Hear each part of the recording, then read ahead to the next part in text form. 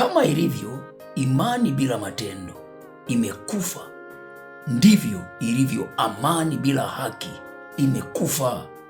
Hakuna amani eneo ambalo halina haki. Hakuna, nasema hakuna amani eneo ambalo haki imekufa, haki haipo.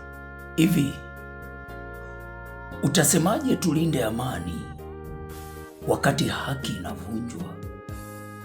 Haki ya watu kuishi inavunjwa, na wanaoivunja hiyo haki ya watu kuishi hawajachukuliwa hatua yoyote, na wala hawajatubu popote kwamba tunatubia uovu huu, kuvunja haki za watu kuishi, kuua watu, tunatubu. Hawajatubu popote, wako huru na wanaongea kwa kiburi. Unasema tulinde amani. Hivi kweli kuna amani pasipo na haki? Hivi kuna amani kabisa kabisa eneo ambalo haki hakuna? Kuna amani kweli? Yanasemaje maandiko katika Isaya, kitabu cha Isaya sura ya 48 na ule mstari wa 22, anasema hapana amani kwa wabaya, asema Bwana. Huyo ni Mungu anasema hapana amani kwa wabaya. Yaani watu wameua, wamevunja haki ya watu kuishi, wameua watu, afu wewe unatangaza amani. Kwa kile kitendo cha watu kuuawa na walioua wapo wanaishi, kile ni amani? Kile unataka kiwe amani? Yanasemaje maandiko pengine katika Mithali sura ile ya 14 na ule mstari wa 34, anasema haki huinua taifa. Haki huinua taifa, bali dhambi ni aibu kwa watu wowote. Haki huinua taifa, bali dhambi ni aibu kwa watu wowote. Wewe utasemaje kuna amani wakati hamna haki? Utasemaje kuna amani? Madai ya wananchi wa Tanzania kutaka haki yako sahihi kuliko madai ya viongozi wanaotaka kuwe na amani. Amani gani hakuna haki? Amani gani hakuna haki? Kama ilivyo imani bila matendo imekufa, ndivyo ilivyo amani bila haki imekufa. Hakuna amani eneo ambalo halina haki. Hakuna, nasema hakuna amani eneo ambalo haki imekufa, haki haipo.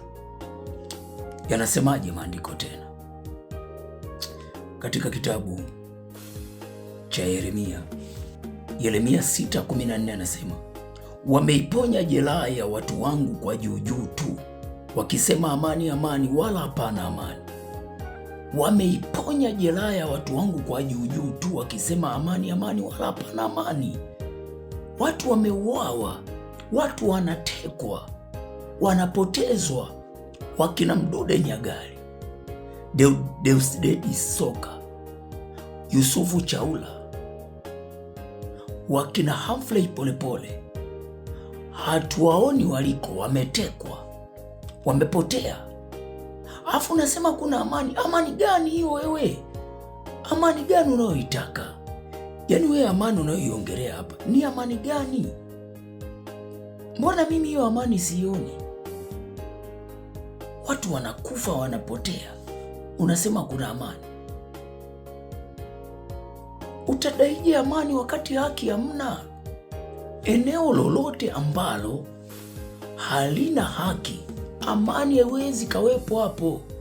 Nimeongea toka mwanzo kwamba kama vile ilivyo imani bila matendo imekufa, ndivyo ilivyo amani bila haki.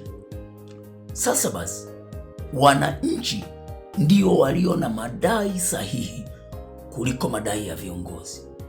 Viongozi wanataka amani wakati kuna watu wameumia, watu wamefiwa na ndugu zao, wameuliwa ndugu zao, wamepotelewa na ndugu zao hawajulikani walipo, wamekufa au wapo hai. Waliotekwa wako wapi? Wewe unasema amani, utasemaje amani? Tanzania kuna amani? Tanzania hakuna amani, kuna utulivu. Watu wametulia tu, wamenyamaza, kuna ukimya, lakini ndani ya moyo kumejaa uchungu na maumivu makali sana.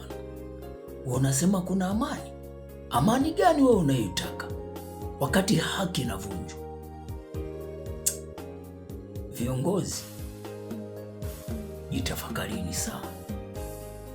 Ila mimi nimalize kwa kusema, pamoja na yote yanayoendelea, hukumu, hatari yoyote, ila nirudie kwa kuwakumbusha kwamba haki haijawahi kushindwa. Hata ubaya ujiimarishe kiasi gani, uinuke kiasi gani, haki ionekane ipo kwa wanyonge kiasi gani, lakini haki itafika wakati itajitetea. Haki haijawahi kushindwa. Ndio maana Biblia inasema ujapopanda ukuu wake hata kufikia mawinguni, hata hivyo ataangamia kama mavi yake mwenyewe. Ndivyo ilivyo waovu wanapojitutumua, wanapotaka kujionyesha kwamba kila kitu kiko sawa, hakuna kinachoweza kutudhuru, kinachoweza kutushusha hapa. Wanasema kwamba wadhanipo kuna amani, ndipo uovu wajiapo ghafla. Ndipo mtakuja kulia kilio cha kusaga meno, pale mtakaposema sasa hapa tutulie, sasa tule mema ya nchi. Ndipo uovu unawajilia. Watu gani? Wabaya wote ambao hawataki haki, wanatangaza amani ili hali ni waovu, wanatangaza amani ili hali ni wauaji. Hao haki itakuja kujitukuza siku moja juu yao. Ndipo watakapokuja kujua kwamba kumbe tulikuwa tunakimbizana na upepo tu. Haki iko juu ya sheria, haki iko juu ya vyote. Haki ndiye Mungu mwenyewe. Amen.